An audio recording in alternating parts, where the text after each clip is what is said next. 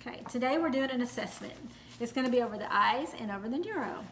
I have performed hand hygiene and introduced myself to my patient, and I have identified her with 2 identifiers, and she is oriented ×3.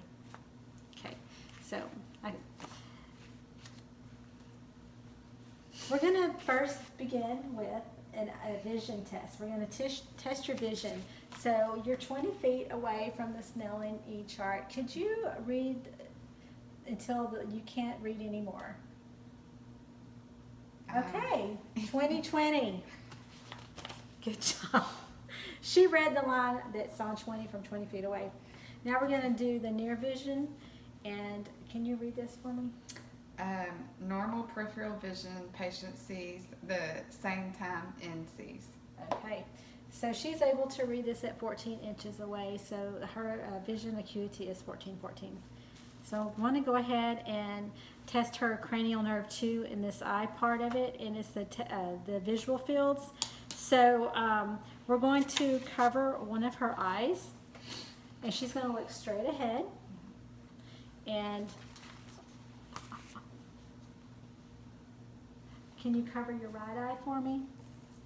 And I'm going to cover my left eye. And I am going to put my left arm up and move my finger slowly. And I want you to tell me when you see my finger, okay? Now. Okay, let's switch eyes. Now. Okay, thank you. So she has normal peripheral vision, and she sees the same in both eyes. So I want to go ahead and assess her corneal reflex. And I'm going to hold my pen light 12 inches from her face, and I'm going to shine it towards the bridge of her nose while she stares straight ahead.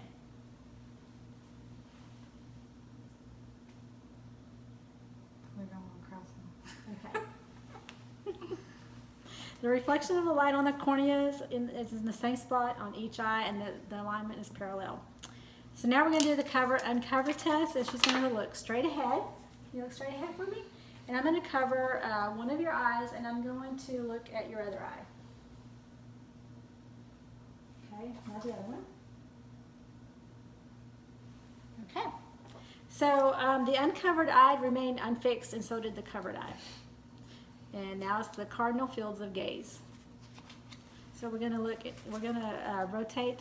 She's going to look at this pen light, and I'm going to move it in 6 directions, and I'm going to see if there's any movement of her eyes. Just follow this with only your eyes and not your head.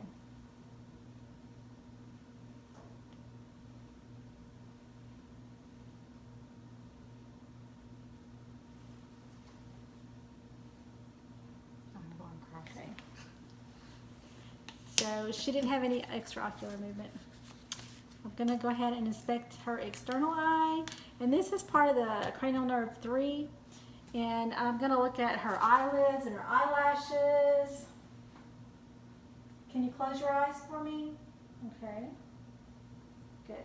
So her upper lid margins are between the upper margins of the iris, and her lower lid margin rests on the lower border of her iris.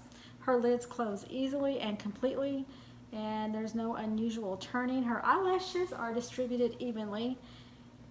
Okay. Now I'm going to observe for the position and alignment of the eyeballs in the socket. Nice. They're symmetric. They're aligned in the socket without protruding or sinking. Okay, and now I'm going to inspect her bulbular conjunctiva and her sclera.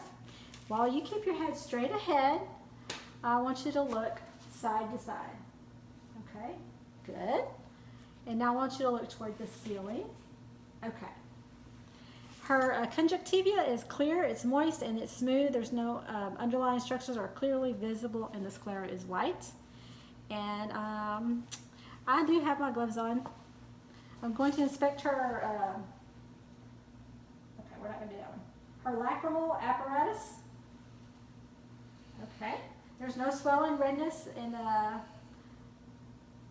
the puncta is visible without swelling or redness and is turned slightly toward the eye.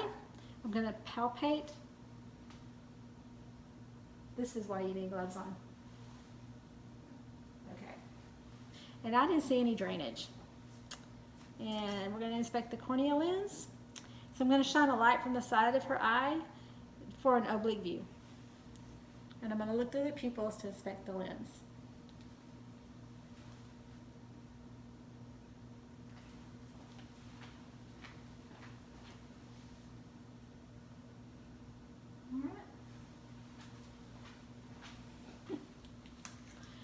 Okay, the cornea is transparent with no opacities, and the oblique view shows a smooth and overall moist surface, and the lens is free of opacities. Yeah. And the iris, the shape and the color of the iris is round and flat, evenly covered. The pupil is round with a regular border centered in the iris, and the pupils are at 3 millimeters, and they're equal. And I want to now darken the room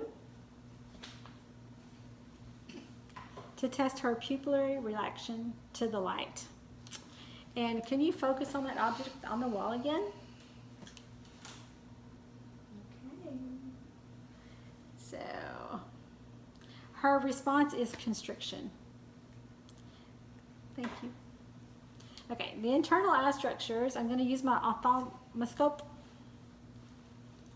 and I'm going to inspect her internal eye to observe the red reflex.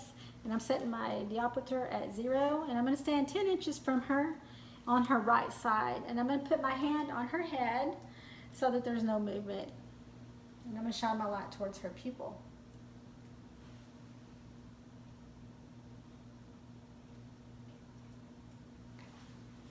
The red reflex is visible, and the red area is round with regular borders. I'm going to inspect the optic disc. And I'm going to be very close to her, and I'm going to keep my light beam focused on her pupil, and I'm going to not touch her eyelashes. Be careful not to touch her eyelashes.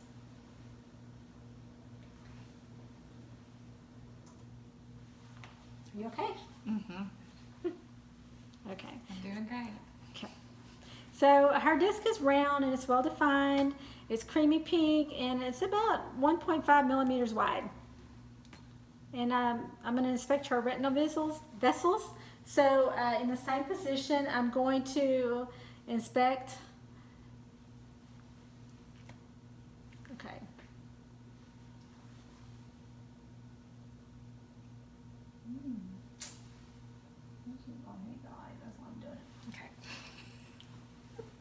Okay, the general background appears consistent in texture. The red-orange color of the background is lighter near the optic disc, and there's not any lesions. In the fovea,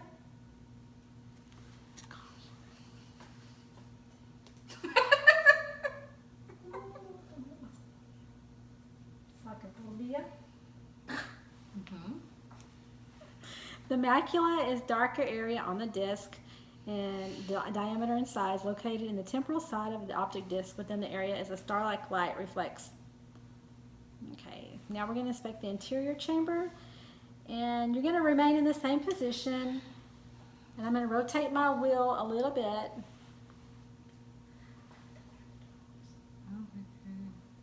This was in the book. I can look at it. The anterior chamber is transparent. Okay, so now we're going to be leaving the visual part, and we're going to be moving on to the neural part. And so she's going to stay in the seated position, and I'm going to ask her to close her eyes. And we're going to occlude one nostril, and I want you to, we're doing the olfactory cranial nerve 1. Can you tell me what that is? Lemon. Right, now can you keep your eyes closed and do the other side? Coffee. That's right. So the patient was able to identify both of those smells. So we're going to move on to cranial nerve 5, and I'm going to ask the patient to clench your teeth. Good. Okay. And while you clench your teeth, I want to palpate your temporal and your masseter muscles. Okay. Okay. Good. And they contract bilaterally. And so the sensory function, I'm going to go ahead and touch her forehead, her cheeks, and her chin. I'm going to ask her to close her eyes so she can identify if I'm touching her with a blunt object, a sharp object or a soft object, and where I'm touching her. Will you close your eyes for me? Okay. Where am I touching you? Forehead. Is this dull or sharp? Dull. Right. Cheek. Is it dull? Dull. Uh-huh. Chin. Dull. Sharp. Right. I wasn't really pressing hard, but that was the sharp edge. Okay. Cheek. Dull. Dull. Uh-huh. So she correctly identified the sharp, dull stimuli. Now that we're going to keep your eyes closed. Okay. Forehead. Soft. Uh-huh. Chin. Soft. Cheek. Soft. Okay. Cheek. Soft. So she correctly identified those areas, and it was with the soft stimuli. Okay. So to test the corneal reflex, I'm going to have you look up and away, and I'm going to touch you with a wisp of cotton on your cornea. Okay. Now look the other way. Okay. And she blinks bilaterally. Okay. So now we're going to do the fun one, the motor test, the cranial nerve 7. And can you smile? Good. Can you frown? Wrinkle your forehead. Show your teeth. And puff out your cheeks. Purse your lips. Raise your eyebrows. And close your eyes tightly. Okay. So my patient was able to smile and frown and wrinkle her forehead, puff out her cheeks, and raise her eyebrows and close her eyes tightly. So the cranial nerve 8 is the acoustic cranial nerve, and we're going to be doing the Weber test, the Rhine test, and the whisper test to test this cranial nerve. And so for the Weber test, I'm going to ask her if she hears the vibrations and to tell me when she stops hearing them, and if she hears them equally. So I'm going to strike my tuning fork against the back of my hand and put it in the center of her forehead. Tell me when you stop feeling that. Stop. Did you hear it in both ears? Yes. Okay. She was able to hear that in both ears. So the Rhine test, I'm going to first put it on her mastoid process, and then I'm going to move it in front of her ears. And I'm going to need to know, like, when do you stop hearing it, and then if you can hear it whenever I move it to in front of your ears. Okay. I can hear. Stop. Can you hear that? Yeah. Okay. Let's do the other side. I can hear. Stop. Okay. I can hear. All right. So air conduction was heard longer than the bone conduction. So the whisper test, I am going to have her hold one ear while I stand about 2 feet behind her and say a 2-syllable word.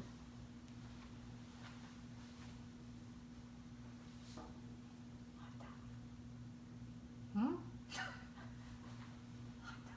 Hot dog. Okay, can you cover the other?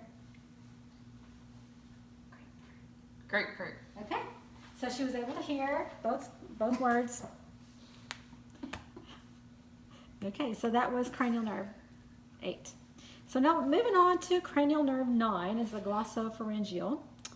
And I am going to use my tongue depressor, and I'm going to ask my patient to say "ah," and as she opens her mouth, I'm going to be assessing for her soft palate and her hard palate. Okay. Her uvula and soft palate rise bilaterally, and they're symmetrical. Now, can you take a drink of water? Okay. My patient's able to swallow. And now then, can you shrug your shoulders? Very good. So her trapeze muscle is strong and symmetric. And turn your head towards me. Okay. Good. And there's a strong contraction in her sternocleidomastoid muscle. This is long. Okay, so we're going to do cranial nerve 7. It's the hypoglossal to assess the strength and the mobility of her tongue. So can you protrude your tongue for me? And we're supposed to be doing this with resistance. Okay. Can you move it towards this and then towards, okay. So resistance, the tongue movement is symmetric, smooth, and bilateral. Strength is apparent. Okay, so I have observed my patient this whole time, and there's not any unusual movements or tics or tremors. So now I want to ask you to stand up. We're going to observe your gait. Can you walk across the room?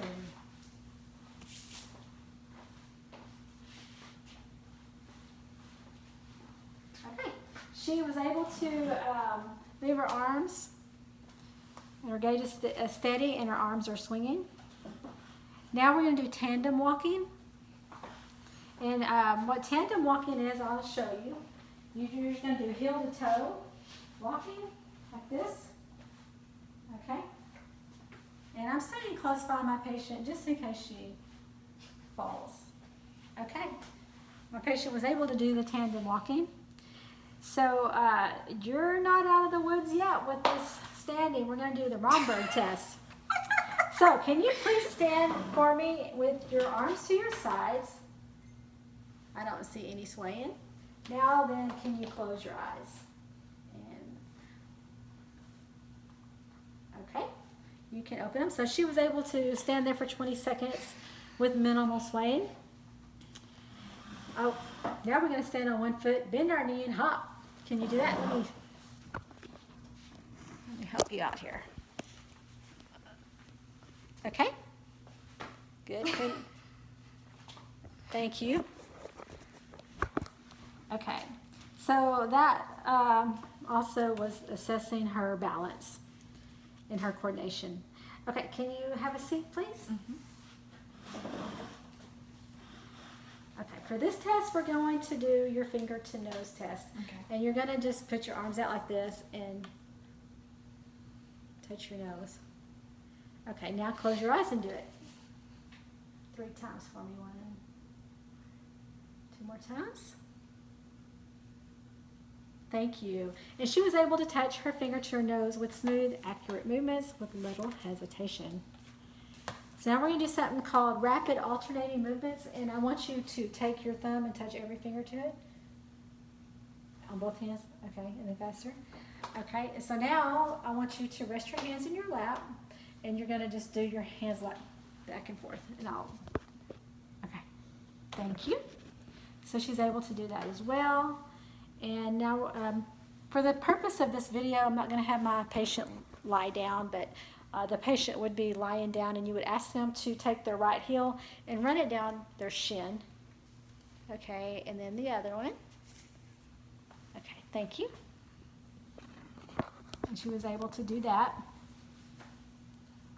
So we're going to assess light touch and pain. So I'm going to ask my patient to close her eyes again and tell me where I touch her. And I'm going to be touching different parts of her extremities with sharp, dull, or soft. Where am I touching? My hand. Is that dull or sharp? Dull. Or soft? Okay. My hand, soft. Right. Okay. Arm, sharp. Yes. Leg, sharp. Okay. Arm, soft. Okay. So she correctly identified each movement. So we're going to do tactile discrimination now. We already did that one. Okay, now I want to touch her on the same place. Close your eyes again and tell me where I'm touching you. Arms. Neck. Okay. And she was correctly identified those areas as well. So we're going to do something called gravesthesia now. And again, she's going to close her eyes. And I'm going to trace a number on her palm, and she's going to tell me what number it was.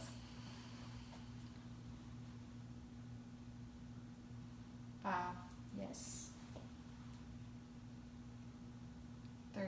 Yes, so she was able to correctly identify the numbers written on her palm. And so we're going to move on to the deep tendon reflexes. And first I'm going to do her biceps, and she's going to partially bend her arm at the elbow with her palm up. I'm going to put my thumb on her bicep tendon, and I am going to strike my thumb with the pointy end.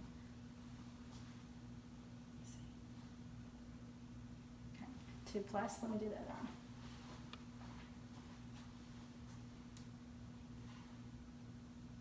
+. So they're bilateral and they're 2+. And we're going to move to the brachio radius reflex. So she's going to flex her elbow again with her palm down, and her hand is going to be resting on her lap. And I'm going to use the flat side of the hammer and tap the tendon at her radius, about 2 inches above her wrist.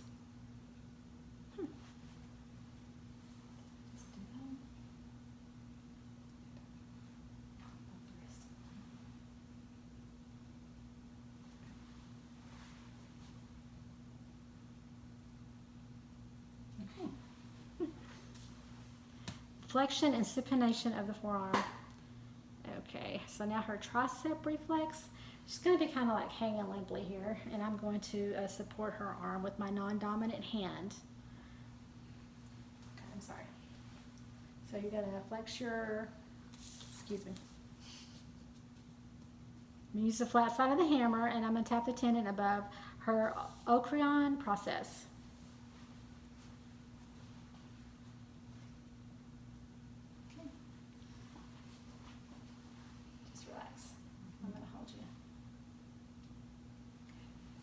They're bilaterally, and they're also a 2+. So now for her patellar reflex. Just let both of your legs hang freely off the side of the chair, and I'm going to use the flat side of my hammer and tap the patellar tendon just below her patella. Okay, relax. Okay. Okay. 2+. Equal and they're 2+. And her knees extended and her quadricep muscles contracted. So now for the Achilles reflex, I'm going to keep her in the same position, and I want her to dorsiflex her foot, and I'm going to tap her Achilles tendon with the flat side of my hammer.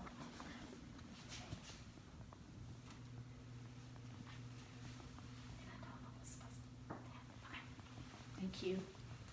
So, plantar flexion of the foot, and the range was 2+. Well, haha. With the end of the hammer, I'm going to stroke the lateral aspect of her sole. So, do you want to take your shoes off? Sure. Oh I my get God. other sweaty feet. That's okay. Leave a sock on you. Yeah, leave your socks on. Okay, so I'm going to start from one end of her foot, and I'm going to go across like that. Oh, that's And her toes curled. Wait, she didn't see it. Oh my Can you put the... god. We did You're one so for... sweaty right now. Okay, down. The toes curled. So for the last test, we're going to do her abdominal reflex. And I'm not going to have her raise her shirt up in this video. I'll just explain it. So I'm going to lightly stroke her abdomen on each side, above and below the umbilicus. You can't find the umbilical. I know where it is. Okay, so what happens is her abdominal muscles will contract, and the umbilicus deviates towards the side, being stimulated.